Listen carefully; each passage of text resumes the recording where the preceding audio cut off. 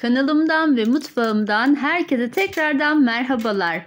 Videomun başında da duyduğunuz üzere bugün sizlere şöyle dışı çıtır çıtır, içi de kat kat bir katmer poğaça tarifi hazırladım.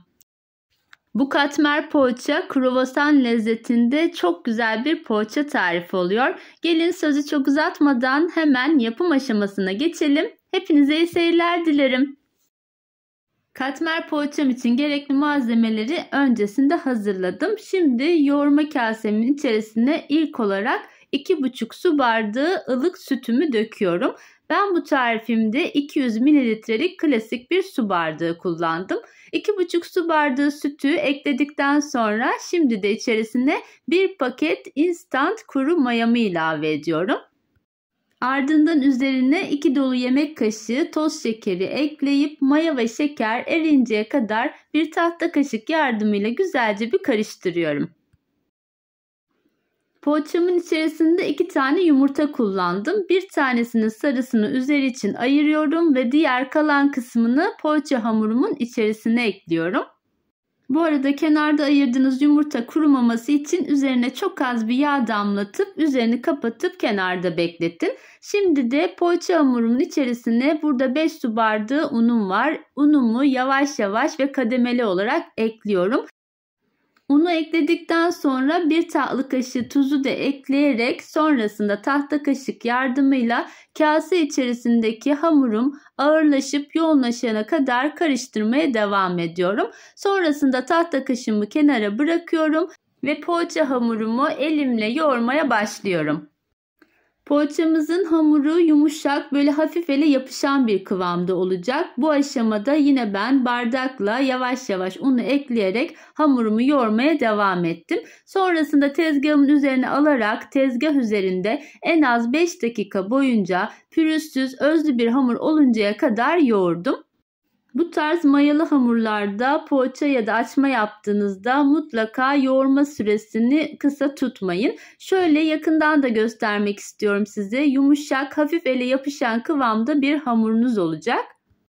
Ben bu tarifimde toplamda 7 su bardağına yakın un kullandım. Sizler de lütfen kontrollü olarak ununuzu ekleyin. Şimdi hamurumun üzerini kapatıyorum ve kenarda mayalandırmaya bırakıyorum.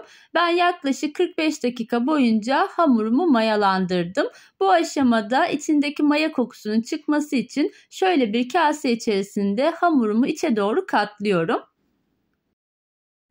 Poğaça hamurum yumuşak bir kıvamda olduğu için tezgahımı hafifçe unlayarak poğaça hamurumu tezgahımın üzerinde de şöyle güzelce toparlıyorum. Toparlamış olduğum hamuru bir hamur kartıyla tam ortadan ikiye bölüyorum ve bu iki büyük parçayı da kendi arasında 8 tane bezeye ayırıyorum. Yani toplamda 16 bezeye ayırıyoruz ve bezelerimiz böyle küçük bir mandalina büyüklüğünde olsun. Katmer poğaçamın bezelerini videoda da gördüğünüz şekilde 8'erli grup halinde hazırladım. Bu aşamada her bir bezenin aynı büyüklükte olmasına da özen gösteririm. Şimdi de altına hafifçe unlamış olduğum bir tepsi içerisine bezelerim kurumasın diye diziyorum ve ardından üzerine de bir poşet kapatarak sonrasında da bir örtü örterek kenara alıyorum. Hiç beklemeden birinci bezemi tezgahımın üzerine aldım. Bu aşamada üzerini ve altını hafifçe unlayabilirsiniz. Merdane yardımıyla bezelerimi yaklaşık bir pasta tabağı büyüklüğünde açacağım. Ben bu aşamada merdane kullandım. Sizler dilerseniz oklavayla da bu açma işlemini yapabilirsiniz. Şöyle hamurumun kalınlığını da size yakından göstermek istiyorum. Bu kalınlıkta pasta tabağı büyüklüğünde olacak şekilde her bir bezeyi tek tek açalım ve kenarda biriktirelim. Bezelerinizin her birinin aynı büyüklükte olmasına özen gösterin. Evet, toplamda 8 tane bezemi bu şekilde açtım. Şimdi servis tabağına birinci bezemi yerleştiriyorum ve kenarda güzelce yumuşamış olan tereyağımdan bir kahvaltı bıçağı yardımıyla şöyle bolca alarak üzerine sürüyorum. Hamurun her yerine gelecek şekilde tereyağınızı sürmeye özen gösterin. Bu aşamada tereyağın kıvamı çok önemli. Mutlaka öncesinde tereyağını kenarda çıkartın ve güzelce yumuşamasına özen gösterin. Aksi halde bu şekilde rahatlıkla hamurların üzerine tereyağınızı süremezsiniz. Elinizde tereyağı yoksa eğer bu tarifi dilerseniz katı yağ kullanarak da yapabilirsiniz. Bir de ben böyle bıçak kullanarak sürdüm ama sizler daha kolay olması açısından dilerseniz elinizle de yağı her yerine rahatlıkla sürebilirsiniz. Evet, tüm bezelerimizi bu şekilde aralarını yağlayarak üst üste dizdik. Son bezemizi yani 8. bezemi üzerine kapatıyorum ama kesinlikle son bezenin üzerine yağ sürmüyorum. Şimdi bu 8'li bezelerimi kenara alıyorum ve diğer 8 tane bezemi de yine aynı şekilde açarak ve aralarını yağlayarak üst üste diziyorum. Toplamda 16 bezeyi 8'erli grup halinde bu şekilde üst üste dizerek hazırladık. Şimdi üzerine bir buzdolabı poşeti kapatalım ve içerisindeki yağın donması için yaklaşık yarım saat kadar buzdolabının alt rafına alalım. İsterseniz bu tarifi bir gece öncesinde bu şekilde hazırlayıp buzdolabına kaldırıp sabah da şekil verebilirsiniz. Ben bugün katmer poğaçalarımı çikolatalı olarak yaptım ve şöyle bir tatlı kaşığı olacak şekilde alarak yağlı kağıdın üzerine yerleştirdim. Bunları buzdolabının dondurucu kısmına koyacağım ve güzelce donmasını sağlayacağım. Bu sayede çikolatalarım pişerken poğaçalarımın arasından da taşmamış olacak. Evet, buzdolabında yarım saat kadar bekleyen katmer poğaçalarımın bezelerini şimdi tezgahımı güzelce unlayarak tezgahımın üzerine alıyorum. Tezgah üzerinde hamurumu açacağım için tezgaha yapışmaması için bu aşamada güzelce unladım. Şöyle üzerinde hafifçe unladıktan sonra parmak uçlarımla bezemi hafifçe genişletiyorum.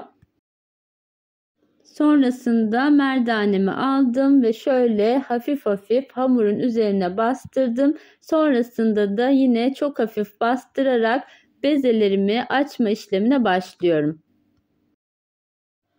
Katmer poğaçalarınızın aralarının kat kat olması için bu aşamada hamura böyle yüksek oranda baskı ve kuvvet uygulamayın ve ara ara da şöyle ters çevirerek her bir yerinin eşit olarak büyümesine özen gösterin. Eğer hamura aşırı derecede baskı uygulayarak açarsanız katmer poğaçalarınızın arası kat kat olmayacaktır. Evet, katmer poğaçamın hamurunu tezgah üzerinde büyükçe bir yuvarlak daire şeklinde açtım. Şöyle şu kalınlıkta olması da yeterli. Şimdi bir rulet yardımıyla ilk olarak ortadan ikiye, sonrasında da tekrar keserek 4'e bölüyorum. Ve her bir parçayı da yine tam ortasından kesiyorum.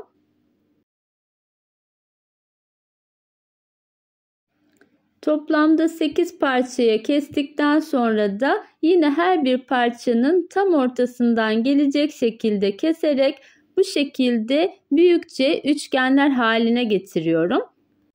Dilerseniz daha küçük üçgenler keserek daha çok sayıda poğaçalar da yapabilirsiniz. Ama ben toplamda 16 tane poğaça hazırlamış oldum. Ve 8'li grup halinde yapmış olduğum bu bezelerden de toplamda 2 tepsi poğaçam ortaya çıkmış oldu.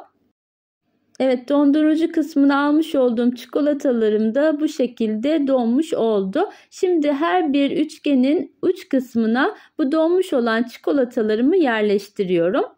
Bugün ben bu tarifimi çikolatalı olarak hazırladım. Sizler dilerseniz aynı tarifi peynirli olarak da yapabilirsiniz.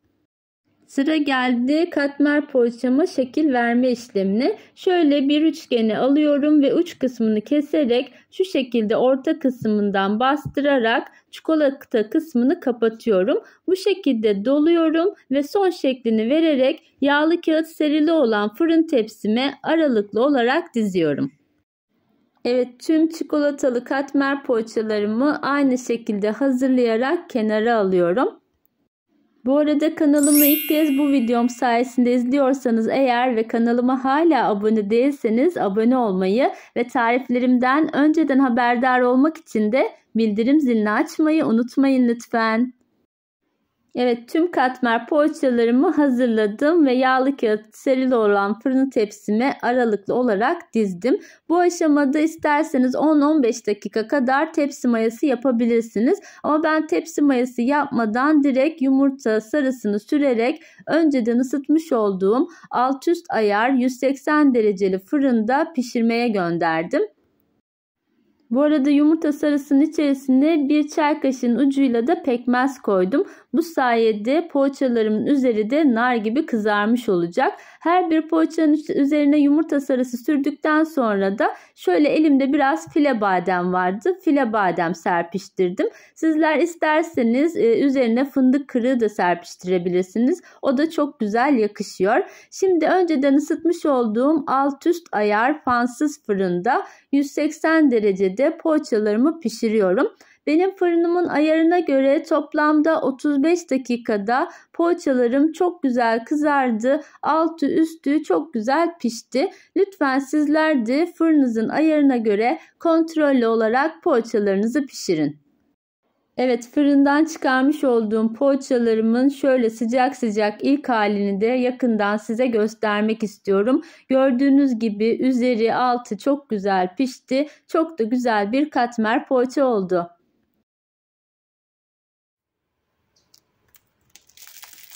Şöyle dışı çıtır çıtır, içi de yumuşacık, harika çikolatalı katmer poğaçalarımın iç dokusunu da size yakından göstermek istiyorum. Kruvasan lezzetinde harika bir poğaça tarifi oldu. Sizlerin de bu güzel tarifimi mutlaka denemenizi tavsiye ediyorum. Evet, bir tarifimin daha sonuna geldim. Beni buraya kadar izlediğiniz için hepinize teşekkür ediyorum. Kanalıma destek olmak için videomu beğenmeyi ve kanalıma abone olmayı unutmayın lütfen. Başka güzel tariflerde yeniden görüşmek üzere. Hoşça kalın, sağlıcakla kalın.